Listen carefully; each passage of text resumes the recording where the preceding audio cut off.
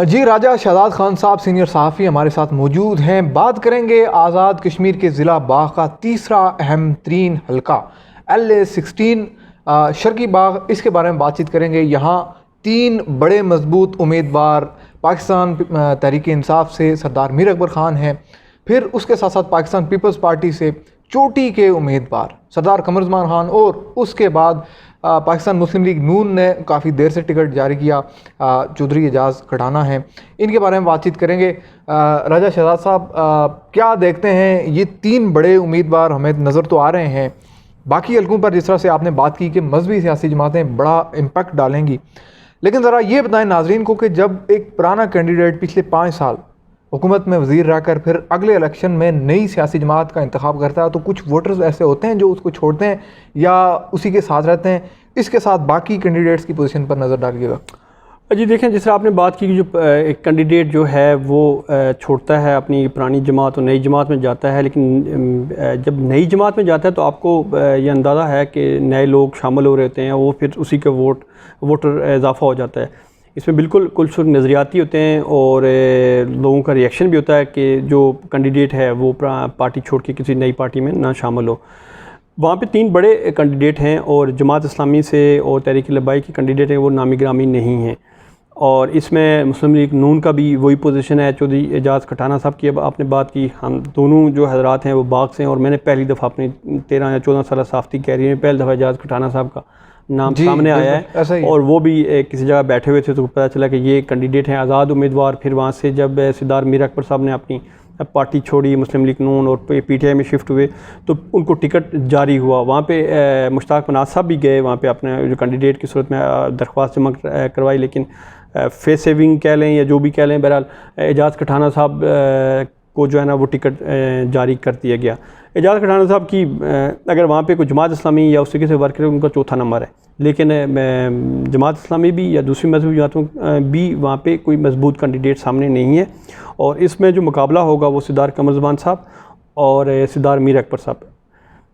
अब जिस तरीके से मैं जो दूसरे जो पहले 2 हल्के हैं, हल्का गरबी और वस्ती, उस हवाले से बात कर चुका हूँ कि ज़ाहिर है वहाँ पे इमरान खान साहब ने जाना है, और इमरान खान साहब के वहाँ पे जाने से एक लोगों को एक जो है ना वो वलवला और जोश और जज्बा उसके अंदर पैदा होगा।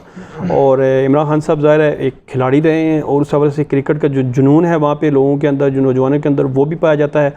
और इमरान खान साहब अगर वहाँ पे जाके एक बात और नोट कर लें, अगर वहाँ जाके नवाज शरीफ की करप्शन और ज़रदारी की करप्शन पे जिक्र ना किया, मसला कश्मीर पर तवज्जो दी और आज़ाद कश्मीर की सियासत के ऊपर अगर उन्होंने बात की, तो सरदार मीर अकबर साहब वहाँ पे न सिर्फ सरदार मीर अकबर साहब बल्कि पूरे आज़ाद कश्मीर जो कैंडिडेट इस वक्त कमज़ोर हैं, वो अपनी सीट पोजीशन जो है वो बेहतर कर लेंगे। उसकी वजह यह है कि वो इमरान खान साहब को जो मैं समझता हूँ वो एक सियासतदान से ज़्यादा मोटिवेटर हैं, और लोगों को मोटिवेट करने में अपना एक रोल अदा कर सकते हैं। अगर वहाँ पे जाकर उन्होंने लोगों को मोटिवेट किया, ख़ासकर नौजवान को, जो मोस्टली पूरे आज़ाद कश्मीर जो नौजवान हैं वो PTI के साथ हैं। मैंने खुद देखा है ये कि लोग पुरानी जमातें छोड़ के, कोई मजहबी जमात है, कोई जमात इस्लामी है, मुस्लिम कॉन्फ्रेंस है, जो भी है, जो नए नौजवान हैं जो 18 से 30 साल 32-35 साल तक जो नौजवान है, वो उनका ज़्यादातर जो मूव है वो PTI की तरफ है।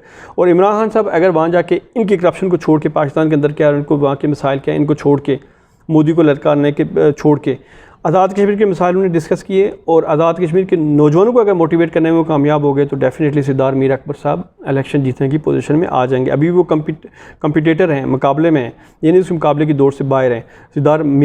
सरदार कमर उज़्मान साहब गो के एक पुराने जो है वो सियासतदान हैं, पार्लियामेंटेरियन हैं, और उनके ऊपर जो अभी लोग जो अंगलियाँ उठा रहे हैं वो यही है कि वो हल्का वस्ती छोड़ के हल्का शर्की में आए हैं और तनवीर इलियास साहब के साथ डील की है, और ये बहुत सारी बातें इसमें चल रही हैं, और इस हवाले से उनको जो है उनका वोट बैंक में इजाफे के बजाय कमी देखने में आ रही है।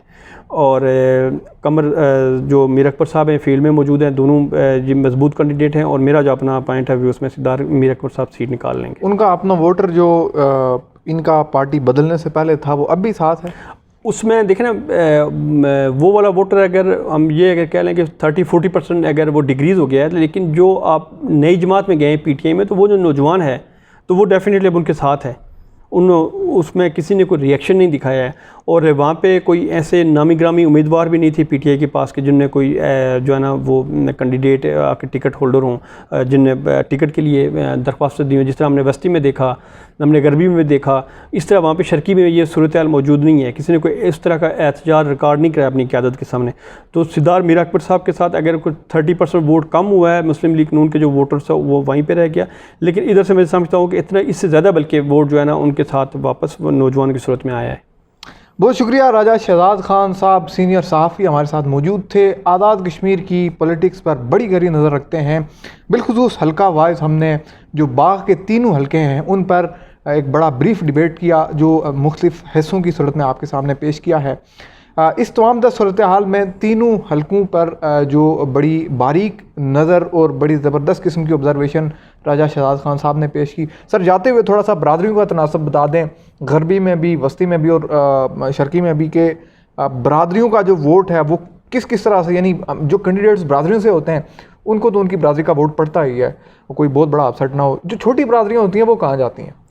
देखिए, पूरा जो ज़िला बाग है उसमें सब बरादरियाँ मौजूद हैं, सारी ही काबिल एहतराम है। उसमें जो आपकी सैयद बरादरी है वो मेरे लिए बहुत ही काबिल एहतराम है, बाकी बरादरियाँ भी हैं। और आपका कैंडिडेट उस तरीके से इलेक्शन में हिस्सा नहीं ले रहा। अगर बस्ती की बात करें तो वहाँ ब्रिगेडियर इंतखाब साहब हैं, उनका अपना एक असर और रसूख मौजूद है, वोट बैंक रखते हैं, और उनका झुकाव जो है वो सिद्धार तनवीलिया की पीटीआई की तरफ है। तो डेफिनेटली जो उनके फॉलोअर हैं, जो उनके ख़ानदान के लोग हैं वो उनको फॉलो कर रहे हैं, और जो उनको कहेंगे कि आपने इस पार्टी को या इस बंदे को वोट देना, तो डेफिनेटली वो वोट हल्का बस्ती में जो है इंतखाब साहब की सूरत में हल्का बस्ती में जो वोट है वो जो है पीटीआई के कैंडिडेट सिद्धार्थ तनवीर इलियास खान साहब को जाएगा। इसी तरीके से हल्का जो हमारा गरबी है उसमें मैंने जो देखा है वो जो सैयद बरादरी का वोट है वो है जो सिद्धार अतीक है मुस्लिम कॉन्फ्रेंस, ज़्यादातर लोग उनके साथ अटैच हैं और वो वोट वहाँ पे जाएगा। और हल्का शर्की में जो वोट है, मैं एग्जैक्ट फिगर मतलब नहीं बता सकता कि वहाँ पे जो सैयद बरादरी है उसका कितना वोट है या दूसरी जो बरादरी हैं, तो लेकिन वहाँ पे भी ऐसी ही सूरत हाल है। अगर इन दो हल्कों की हम सूरत हाल को सामने रख के वहाँ पर अगर उसका देखें तो वहाँ पर भी ऐसी ही सूरत हाल है कि कई बरादरी के अंदर कहीं ना कहीं बंदा कोई मौजूद होता है जिसको सब लोग लीड कर रहे होते हैं, उनकी बात को सुनते हैं जी। तो उसी हवाले से वहाँ पे भी जो है वो पीटीआई को वोट भी पड़ सकता है, और कमर ज़मान साहब का भी इस बारे में खासा वर्क है, उनको भी वोट पड़ सकता है। बहुत शुक्रिया राजा शहजाद खान साहब से, बड़ी तफसीली तीनों हलकों पर उन्होंने रोशनी डाली।